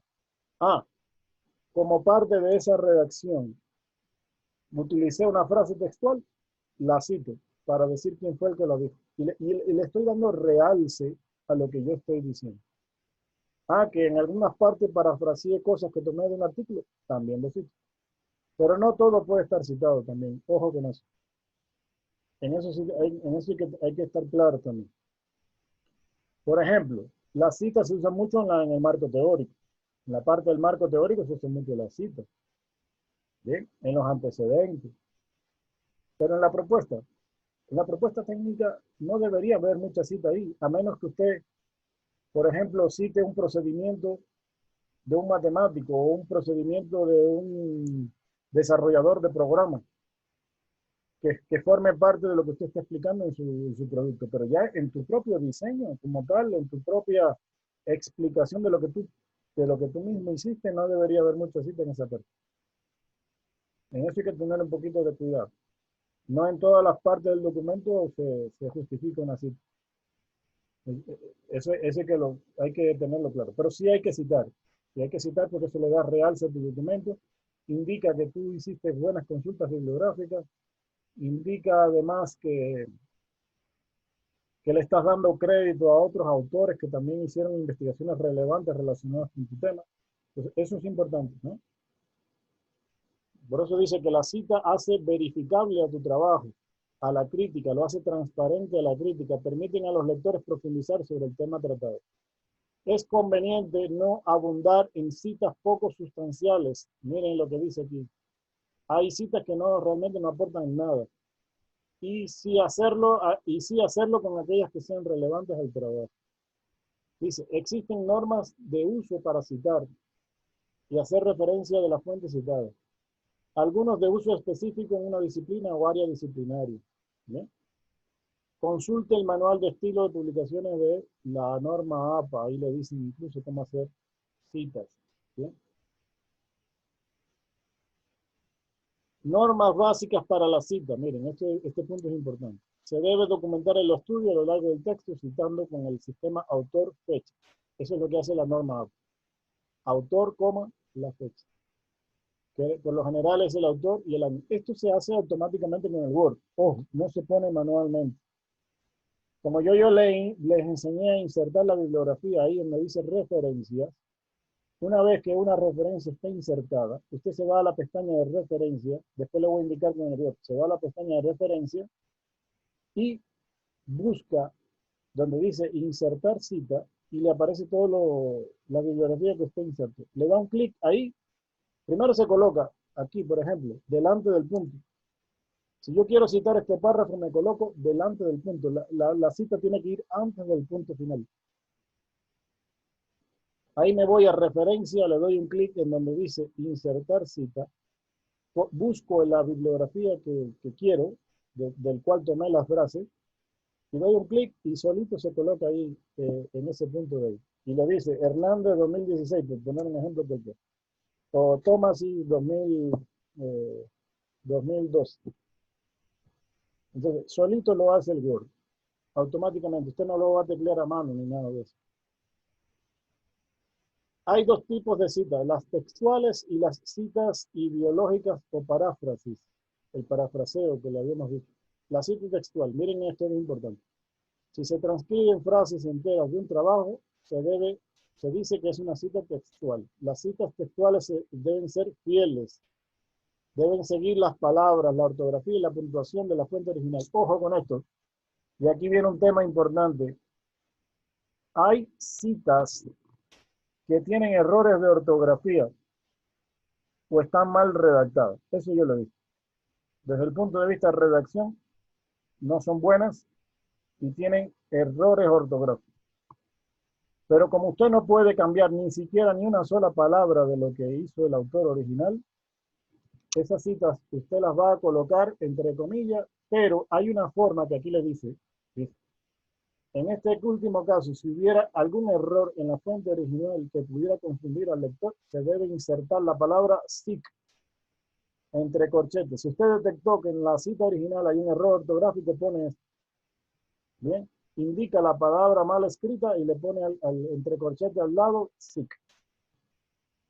Inmediatamente después del error. ¿Qué significa eso? Que usted está diciendo que esta cita tiene un error y que usted lo detectó. ¿Para qué? Para que el error no se lo achaquen a usted como escritor. Si usted está escribiendo una tesis y utiliza una cita que tiene error, entonces haga eso. O si no, la otra cosa es evite colocar esa cita. Si usted ve que la cita tiene muchos errores, no la ponga. Utilice otra, pero no ponga esa. Pero lo que no podemos es cambiar las palabras del autor original. ¿Ok? Entonces, las palabras o frases omitidas han de ser reemplazadas por 3 puntos. Una cita textual corta, ojo con esto, una cita textual corta con menos de 40 palabras se incorpora en el texto y se encierra entre comillas doble. Observen, entre comillas las que son cortas de menos de 40 palabras. Se usan comillas sencillas dentro de la doble para resaltar una palabra. Si tú quieres resaltar una palabra, utiliza las comillas simples, no ponga en mayúscula nada, porque muchos estudiantes utilizan empezar una palabra con mayúscula para hacerla resaltar y diferenciarla de otra. No, pues miren, hay técnicas incluso para resaltar alguna palabra.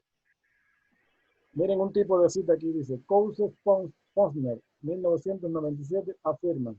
No, Posner y Posner afirman. No se puede encender la llama de la pasión en otras personas sin expresar entusiasmo. Miren, están resaltando esta frase de aquí, con comillas simples, por la visión del grupo. ¿Bien? Página 45. Esta es una cita textual. Se puede coincidir con la opinión. No se puede encender la llama de la pasión en otras personas sin expresar entusiasmo. ¿Sí? Entonces, aquí hay 2 formas de colocar una cita textual. Una cita, escuchen bien ahora, una cita mayor de 40 palabras se incorpora en un bloque independiente. se comienza en una nueva línea o renglón, sangrándola 5 espacios desde el margen izquierdo. Es decir, si voy a escribir un párrafo ya de más de 40 palabras, y mi documento tiene este margen por aquí, entonces tengo que sangrarla 5 líneas más adentro y colocar el párrafo de forma textual. No va entre comillas. No va entre comillas, pero sí tengo que citar aquí el autor. ¿Okay? Dice, por ejemplo, Benis y Namus, 1985, al parecer reflejan mejor el término visión con estas palabras. 2 puntos y ponen todo el párrafo. ¿Okay?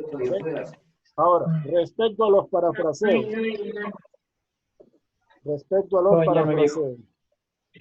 Si interesa algún concepto de un autor y se lo resume en las propias palabras del que escribe un trabajo, se dice que se parafrasea al autor original.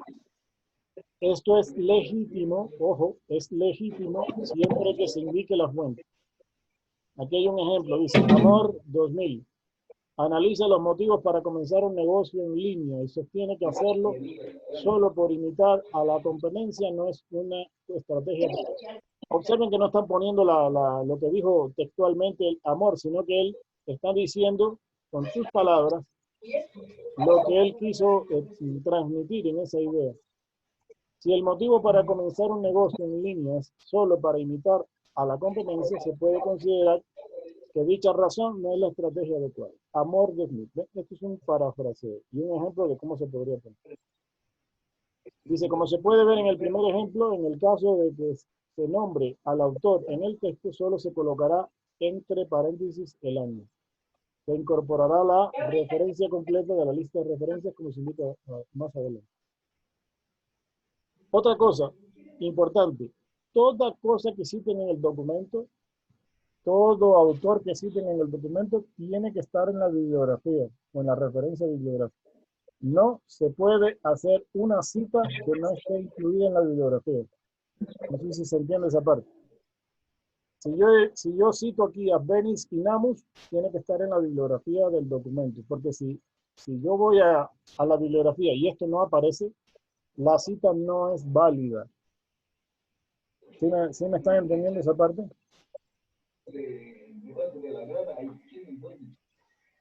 Sí, sí, la entendí. Aquí dice cita de citas. Algunas citas pueden ser de segunda mano, es decir, el autor del trabajo de investigación es una cita de una obra que a su vez aparece citada en otra obra. El autor no tiene contacto con la fuente original, ojo con esto, sino a través de la obra que la cita. En este caso, se debe quedar aclarado indicando el autor y el título de la obra original, el autor que la cita y en qué obra lo hace. Por ejemplo, la función de comparar y evaluar alternativas es sumamente compleja. Incluye evaluar los beneficios y costos, la aceptación de los afectados por la alternativa elegida. Considerar los riesgos que conlleva. Bass, 1983. Dice, para hacer referencia a las fuentes citadas, se pondrá en la lista de referencia lo siguiente. Es decir, tú citas a Bass, pero cuando vas a la bibliografía, porque esto no lo vas a poner aquí nada más que se pone, en el párrafo se pone esto. Pero cuando voy a la bibliografía, tiene que aparecer esto, Bass 1983, entonces pone el título del documento y dice aquí, ojo, citado en Harrison 1987. Entonces, ¿qué estoy diciendo aquí? Que este señor Bass no es el autor original, sino que tomó una cita de otra bibliografía. Entonces, eso se puede hacer. Eso se hace normalmente cuando ustedes consultan tesis y esas tesis ya toman la cita de otra fuente primaria. ¿Sí se explica eso, no? Bueno, aquí le hablan de tablas y figuras. Lo que me interesaba ahorita era la parte de la cita, que es sumamente importante. ¿Ok? Esto lo pueden revisar después con calma. Hay otro documento aquí, que se los muestro rapidito, que bueno, estaba aquí mismo, no tenía que salir de aquí. Hay otro documento aquí, que son cómo hacer citas, pero bajo la norma IEEE, y cómo poner la bibliografía en IEEE. Observen que la bibliografía en IEEE lleva números entre corchetes, enumeradas. En norma APA no van estos numeritos aquí. Yo me he encontrado muchos trabajos de tesis que entregan la bibliografía con estos numeritos de aquí. Esto lo hace la norma IEEE, pero en documentos de tesis no manejamos la norma IEEE, manejamos la norma APA. Sin embargo, para artículos científicos, técnicos, sí, muchas revistas exigen esta normativa aquí con numeritos. ¿Ven? Hay algunas publicaciones latinoamericanas e internacionales que manejan esta norma IEEE. Por lo tanto, hay que ver para dónde va a publicar usted, si tiene que usar esa norma o no. Entonces, les dejo ese documento ahí también para que lo revisen. Está sumamente interesante. También le da algunas pautas e ideas de cómo hacer cita y cómo insertar la bibliografía. ¿Bien? Entonces, eso sería todo. Hay más documentos, ojo. Ahí también les pongo unas plantillas que sería bueno que se las descarguen y les queden para ustedes también. En la semana 7 hay unas plantillas para redactar artículos científicos. Hay plantillas de Scopus, de APA y de Springer. Descárguenla y ténganla para ustedes. Para que cuando quieran escribir un artículo ya tienen ahí el formato de cómo hacerlo. ¿Está claro? Sí, muchas gracias, Inge. Está claro. Gracias. Eso va a quedar para ustedes ahí. Bueno, en la próxima clase, la semana 8, vamos a ver algunas cosas más. Le voy a dar algunas indicaciones ahí también de algunas cosas que se pueden hacer con el web. Y aclararemos cualquier otra duda que quede por ahí con respecto a cosas que se pueden ir mejorando en el documento. Y también vamos a dar una presentación del curso de IBEX, de presentaciones, que ya comenzaría en la semana 9. Hola, mi amor. Bien, entonces eso sería todo. No sé si tiene alguna pregunta más. No dije, por el momento nada. Ya, un favor adicional. No sé si ya le informaron, pero hasta esta semana hay que hacer la evaluación a docentes. Entonces necesito que se ingresen al CIGE y realicen la evaluación a docentes, por favor. ¿Ya la hicieron o no? Sí, Inge, ya la hice. Ya está. No es. Hoy la hacemos. Por favor, señor Veloso, si me puede enviar un comunicado en el chat a sus compañeros para que les haga acuerdo de que realicen esa evaluación. Claro, Inge, ya les comunico. Bueno, muy amable. Y pues, no se olvide, señor Veloso, de colocar los distritos del CIGE, del seguimiento del sílabo. Ya, Inge, ya lo hago igual. Inge, no se olvidará de enviarme el fin de semana si es que hay correcciones del plan. Listo, ya, sí, yo voy a revisar todo eso ahorita y les voy a ir indicando. Ya, y estén pendientes, por favor, a la publicación de la actividad que van a hacer para la evaluación. Ok. Listo, Inge, muchas gracias. Una consulta. Dígame. ¿No sabe si ya me aprobó el ingeniero Parra lo que tenía pendiente? Ya hablé con el ingeniero Parra, pero parece que está bastante ocupado. Voy a seguir insistiéndole, porque ya hablé con él, incluso tuvimos una conferencia hoy por la mañana. Ya, listo. Ya voy a seguir insistiéndole en ese tema. Bueno, les agradezco mucho, entonces nos vemos la siguiente semana. Ya, Inge. Inge, yo igual quedo atento a una corrección, Inge. Sí, dígame. Yo le envié igual el archivo ya con las correcciones para que me ayude igual revisando. Andrade. Sí, ok. Las personas que estén pendientes por tarea, por favor, que suban a la plataforma también. Gracias, Inge. Gracias, ingeniero. Muy amable. Hasta luego. Gracias, Inge.